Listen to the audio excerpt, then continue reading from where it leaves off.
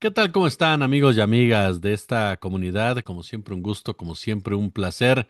En plena lucha por la hegemonía o por la sobrevivencia, Estados Unidos, el trumpismo se lanza con diversas acciones, diversos comentarios en contra de personajes de América Latina. Desde las presiones en contra de Brasil, amenazando con un 50% de aranceles, reuniéndose con el hijo de Bolsonaro, de Jair Bolsonaro, un personaje el cual, por cierto, fue sentenciado ya por el Poder Judicial de Brasil, generando una reacción de parte de Washington, la decisión de sentenciar también a Álvaro Uribe en Colombia, que también incomodó bastante al gobierno de Donald Trump. En fin, cómo se están moviendo las piezas de este ajedrez en donde América Latina comienza a jugar un papel cada día más determinante y particularmente países como el nuestro, Brasil, Colombia e incluso la propia Venezuela, a quien ahora la DEA de plano ya le puso hasta precio a la cabeza de Nicolás Maduro. Voy a platicar al respecto con mi querido y admirado Juan Carlos Monedero, a quien como siempre le agradezco muchísimo que nos acompañe. Juan Carlos, ¿cómo estás? ¿Qué tal? Un placer estar con vosotros, Jesús. Oye, ¿cómo leemos esta situación? ¿Son golpes para la ultraderecha, las sentencias en contra de Uribe, de este Bolsonaro? ¿Cómo se puede rearmar lo que se está moviendo desde los propios Estados Unidos? Oye. Bueno, venimos comentando que Estados Unidos es un hegemón en decadencia, con todo lo que eso implica, porque no es fácil despedirse del éxito, ¿no? Eh, Han sido prácticamente 2 siglos, ¿no? Uno entero, prácticamente. Marcando las reglas del futuro. Y ahora está la desesperada Donald Trump, que ha llegado al poder desde la propia decadencia de la política norteamericana, que ha llegado a Washington, bueno, pues desde la disolución del contrato social en ese país. Ha saltado de las televisiones, como ocurre con Milei, ¿no? De personajes histriónicos, personajes que son convocados en un momento de disolución del contrato social y donde las élites, asustadas, porque siempre son asustadizas, prefieren recurrir a estos personajes antes de que la izquierda pueda gobernar porque el capital es muy asustadizo. Y por tanto, ya digo, recurren a estos personajes. Donald Trump, a la desesperada, decide pues soplar y sorber al mismo tiempo y me temo que no le va a salir bien. Fíjate que está intentando a la desesperada controlar las rutas marítimas, controlando los puertos, controlando corredores, está intentando controlar los flujos de energía con muchas dificultades, está intentando mantener el dólar como la moneda de reserva mundial y tiene dificultades. Está intentando mantener un orden informativo global marcado por las agencias occidentales y ya no le sale.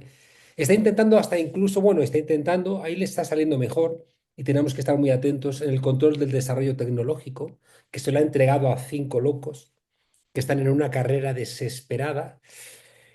Ya veremos si le sale o no le sale, porque claro, porque China está produciendo decenas de miles de ingenieros, están metiéndole mucho dinero, muchos recursos y mucha gente a desarrollar, por ejemplo, la inteligencia artificial. Vimos lo que supuso DeepSeek, que de repente, en un chasquear de dedos, surgió una alternativa al chat GPT barata y tan o más eficaz que ellos, ¿no? El caso es que Estados Unidos, en esta pérdida, ya digo, de hegemonía, a la desesperada está dando manotazos de ahogado. Estados Unidos, bueno, pues antes formaba en la Escuela Mecánica de la Armada a generales para la lucha antisubversiva, que no era sino la lucha para mantener el control de su patio trasero principalmente. Eso lo fue sustituyendo por escuelas de fiscales y de juristas, y ahora es lo que estamos viendo. Estamos viendo que los grandes aliados de Estados Unidos, los traidores a sus países, pero muy aliados, bueno, pues están siendo castigados. Entonces, claro, el hegemón amenaza a Lula, amenaza a Petro, amenaza a cualquiera con el intento de que no me los juzguen, que son mis amigos. Como si Estados Unidos tuviera la posibilidad de meterse en el poder judicial de otros países, ¿no? Es como le ha salido a algún senador norteamericano demócrata a decir, ¿usted qué hace? O sea, ¿usted quién se cree que es? ¿No? ¿Quién se cree que es para decirle a un país cómo tiene que operar? su sistema de justicia. Pero bueno, hay una cosa buena que hemos comentado alguna vez, Jesús, y es que en esta decadencia norteamericana pues están hablando a las claras. Lo que dijo la jefa del Comando Sur, ¿no? Queremos robaros vuestros recursos energéticos o Trump, que plantea con absoluta claridad también qué pena no le hubiéramos robado el petróleo a Venezuela porque ahora no tendríamos que estar negociando con ellos, ¿no? Sería nuestro. En cualquier caso, ya digo, el que haya claridad en lo que están pretendiendo hacer no es tan poco optimista, porque todo apunta a que ese control que te decía de las rutas marítimas, de los recursos energéticos, de el flujo de la moneda de reserva internacional, hasta, que no te lo comentaba, pero hasta del Vaticano, es decir, que Estados Unidos ha injerenciado durísimo en la elección del último papa, incluso amenazó con un cisma si no salía un papa conservador, ¿no? Steve Bannon, que ha sido un gran articulador, el que siempre ha hecho las campañas de Donald Trump, dijo, como no salga un papa afín a Estados Unidos, como vuelva a salir un papa bolchevique, como era para ellos el Papa Francisco, va a haber una ruptura de la Iglesia de Estados Unidos con la Iglesia del Vaticano, ¿no? Entonces ya digo, en ese intento de control, pues choca con los países, Jesús, choca. Tú quieres tener las rutas marítimas y el control de los puertos, bueno, pues chocas con los países. El principal puerto en Perú, pues lo está haciendo China. Quieren controlar Panamá, porque también estaba China de alguna manera teniendo una posición económicamente hegemónica. Bueno, pues quieren controlar ¿qué? El Mar Rojo, ¿no? Quieren controlar el canal de Suez, quieren controlarlo todo y chocan contra intereses, primero, nacionales de los países. Fíjate cómo ha habido un levantamiento en Panamá de gente que dice, oiga, somos un país soberano, usted no nos insulte, o Canadá, ¿no? Del cual depende la electricidad de una buena parte del norte de Estados Unidos. Bueno, pues dice, no, no, es que se van a incorporar como si fueran un nuevo estado. Entonces, claro, lo que tú puedes ver como una gran idea en tu cabeza choca. Choca contra los intereses de China, contra los intereses de Rusia, contra los intereses de la Unión Europea, que es el único que les obedece, que se arrodilla, que creo que no les va a salir bien a los líderes europeos. Es decir, que así como yo estaba viendo con bastante claridad algún tipo de confrontación civil en Estados Unidos, que creo que va a haberla, porque es que el vaciamiento económico con la ausencia de inmigrantes, la beligerancia contra la comunidad afrodescendiente, eh, la brutalidad con la que están defendiendo el genocidio en Gaza contra estudiantes, contra profesores, contra manifestantes, el no solventar los problemas económicos, las mentiras del propio Trump, que ahora resulta que los evangelistas de Ohio y de Wisconsin dicen, uy, es que estaba en los papeles de Epstein, es que también fue a la isla, es que este también usaba favores sexuales comprándolos, ¿no? Bueno, pues resulta que todo eso le estalla igualmente.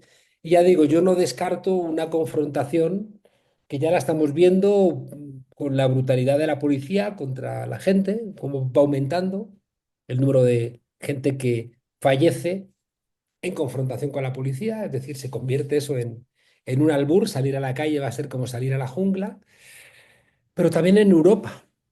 O sea, planteamientos como los del canciller Merz, el alemán, que está pensando en que va a reclutar a 500.000 jóvenes, a lo mejor forzosamente, para ir a morir y matar a Ucrania, no lo veo, ¿eh?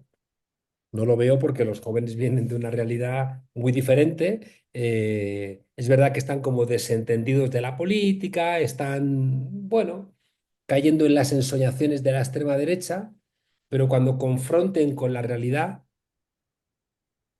yo no veo que los jóvenes en España, en Italia, en Francia, en Alemania, estén dispuestos a ir a morir como fueron a morir hace 80 años, ¿no? Por las praderas de Europa. No lo veo, ¿no? Por tanto, ya digo, un escenario muy abierto.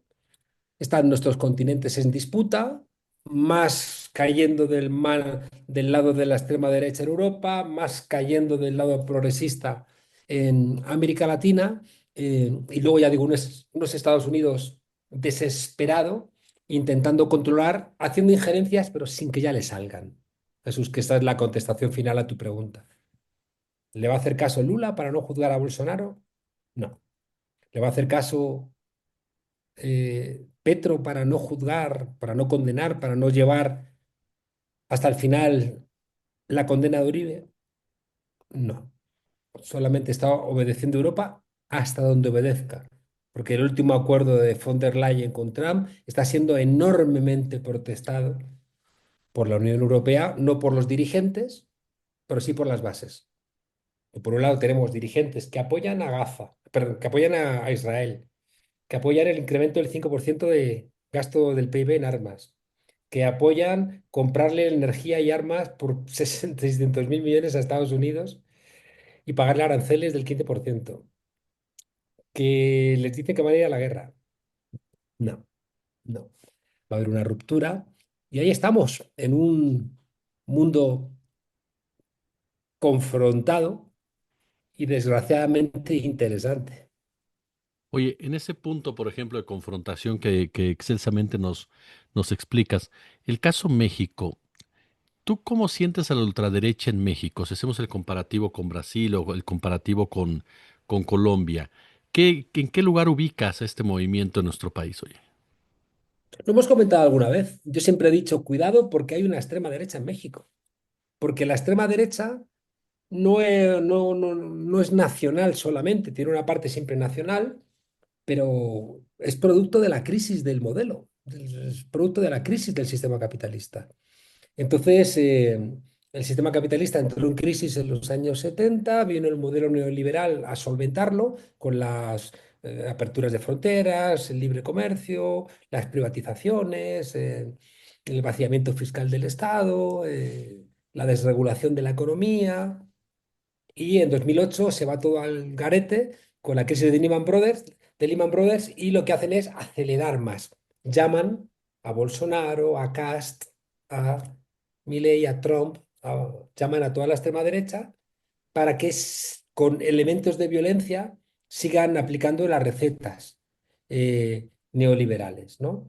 En algunos lugares no les ha salido porque leyó bien los tiempos, algún dirigente, lo que hizo López Obrador, leyó bien la crisis del modelo neoliberal que también estaba sufriendo su pueblo y desde muy temprano, desde el 88. Fíjate que el PRI se hace neoliberal en el 82 con Miguel de la Madrid. Es cuando es ese giro del PRI, que era un partido estatista, era un partido que cuidaba siempre la educación pública, la sanidad pública, con sus problemas, sus corrupciones, su violencia, pero tenía una cierta herencia, ¿no? Estatista de la revolución. En el 82 es ese giro y en 6 años ya hay una candidatura de izquierda que cuestiona el modelo neoliberal. Ya está ahí. Cuauhtémoc Cárdenas estaba ahí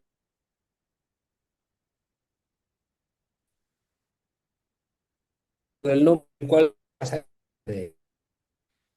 y luego se va articulando. Desde entonces hay un López Obrador de picar piedra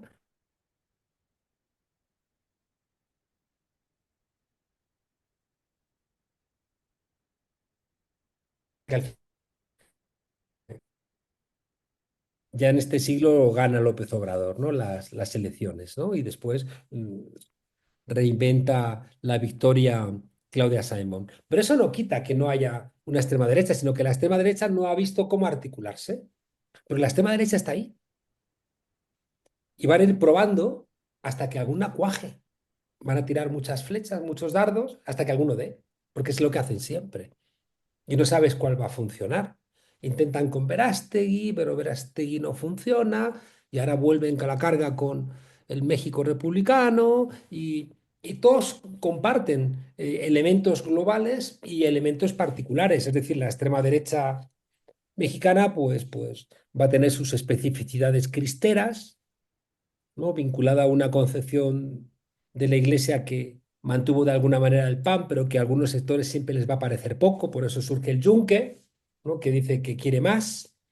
Va a tener una especial relación con los Estados Unidos, que ahora es mucho más evidente con el México republicano, porque no es que Verástegui se llevase bien o que el PAN se llevase bien, sino con Estados Unidos, sino que directamente ya colocan a dos gringos, ¿no? A dos tipos con la doble nacionalidad, a hacer un partido directamente ya vinculado con los Estados Unidos, ¿no? Pero y luego, aparte de esos elementos particulares, luego los elementos generales, quizá también un elemento particular caso de, en el caso de México, de esta nueva derecha, es el tema de la seguridad, ¿no? Donde yo creo que hay más posibilidades de que la extrema derecha,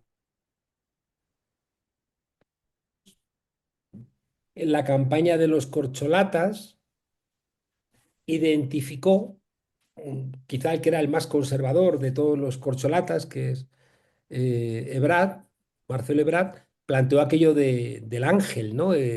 Planteó dentro de sus propuestas, aunque les habían dicho que no tenían que hacer propuestas, él planteó un plan que se llamaba Plan Ángel, ¿no? Que era un plan Mm. que tenía elementos buquelistas, ¿no? Es decir, ¿por qué? Bueno, porque es verdad que en esta tercera guerra mundial que antes comentábamos, que ya está en marcha, es decir, todavía puede desplegarse aún más, que es el gran riesgo, que haya guerras civiles y una guerra global. Y para evitar la guerra global van a intentar hacer, perdón, para intentar evitar la guerra civil van a intentar hacer guerras globales, ¿no? Pero ese es el marco, es un marco terrible y ya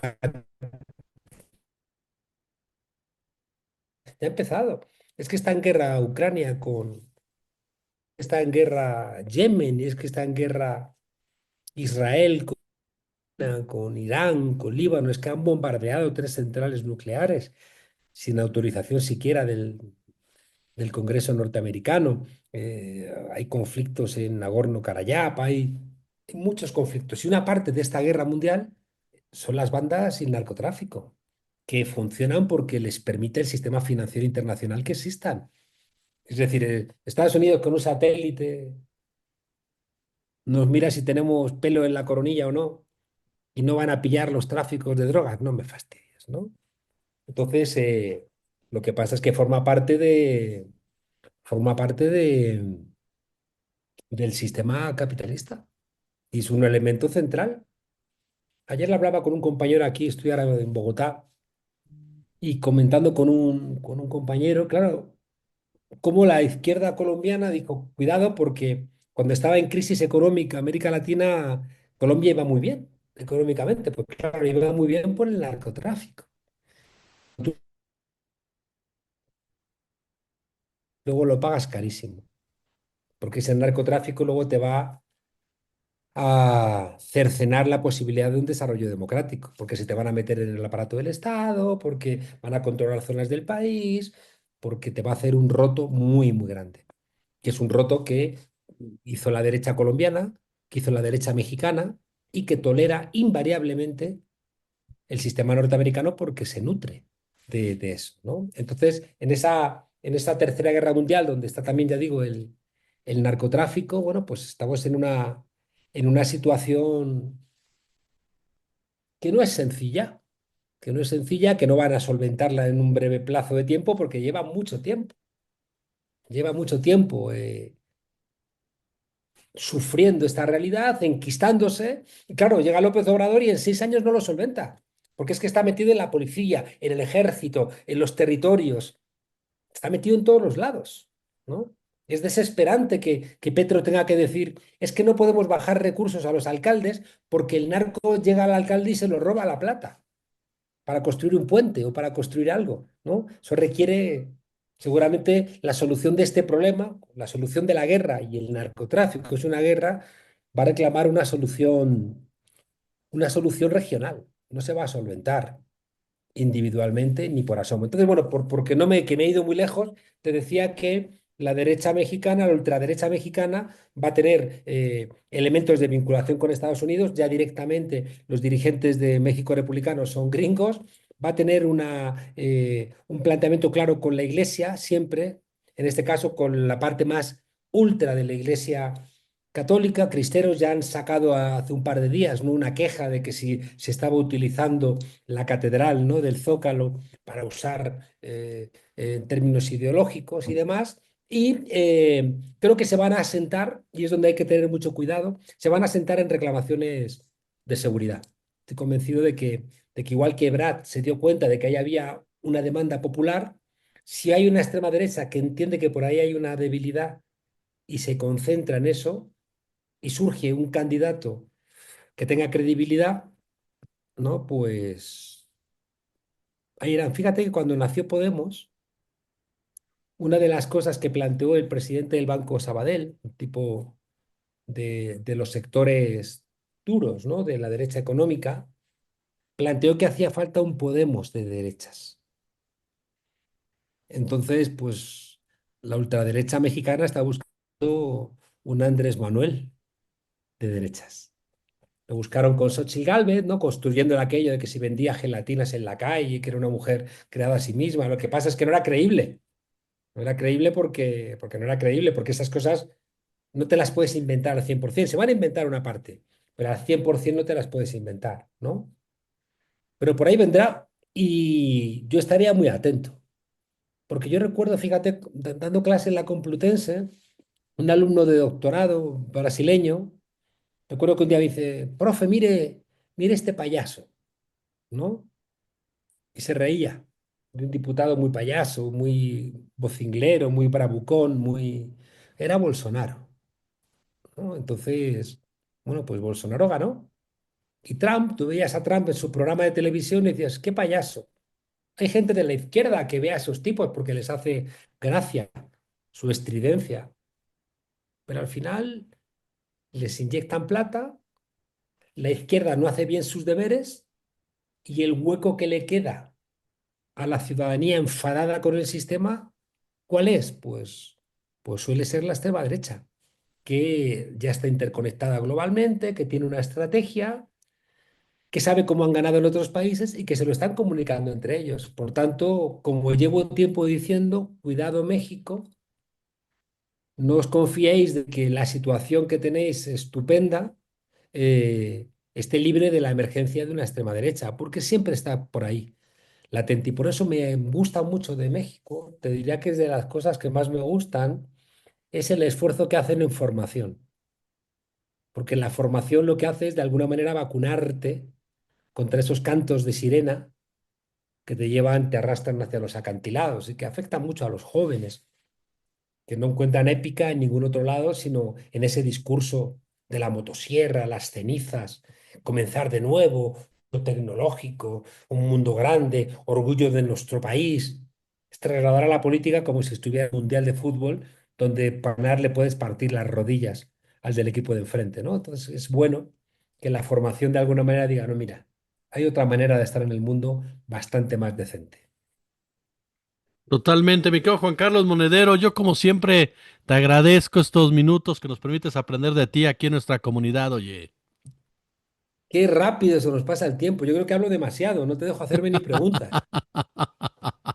No, siempre es un de verdad placer escucharte y aprender de ti, querido. Sí, hay que la gente no pierda la esperanza. Fíjate que Colombia, que era un agujero negro, acaban de condenar a Uribe, ¿sabes? Y parecía posible, por fraude procesal, es decir, por utilizar a los jueces que han hecho siempre, por sobornos, lo que han hecho siempre, pero en este caso, mira, le ha salido condenado, ¿no? Cosa que yo creo que está a la altura de cuando el pueblo se echó a la calle y pidió que regresara el presidente Chávez. Es decir, de esos momentos regionales del continente donde dices, cuidado, que ya no le salen las cosas. Eso que antes hacían y siempre les salían los golpes, les salían los fraudes procesales, les salían las amenazas, ya no les están saliendo. Así que conciencia y organización y alegría para poder enfrentar lo que tenemos por delante. Así que como todo eso reclama militar en la siempre es un placer hablar con vosotras y con vosotros porque si aquí salen ideas y alguien toma nota de algo, vamos en la dirección correcta.